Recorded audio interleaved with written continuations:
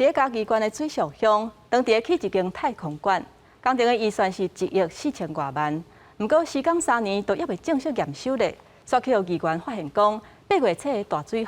造成内底漏水甲积水是真严重。县府今仔日甲相关的单位去现场视察，希望会当赶紧改善，年底才会当试营运。它会做一个起来像门槛一样，然后这边再弯过来。说明刷落若是搁落大雨，会当改善室内淹水的方法。这个时间3年，预算1亿4200万的太空馆，8月初的时阵，因为嘉义落大雨，室内出现漏水淹水的状况。北约2馆现在在初验阶段嘛，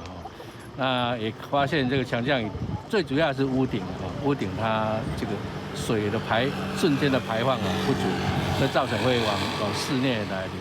这个太空馆是太阳馆的2期工程，建筑外观嘛参考福尔摩沙1号卫星，为着要解决漏水的问题，嘉义县政府是坐会看了后，要求厂商赶紧改善。那有些是当初设计的结构性问题，那有些是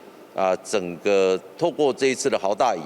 那确实有抓到几个渗漏点。经过这一次的那个水有改善的问题的话，大概我们目前都抓出来，那会做一个完整的一个保护。县长表示，大雨无应该成做室内漏水甲淹水的理由，即马有找到问题，希望赶紧改善，或者个国内太空教育的新场所会当伫12月来试营运。记者林慧婷，嘉义报道。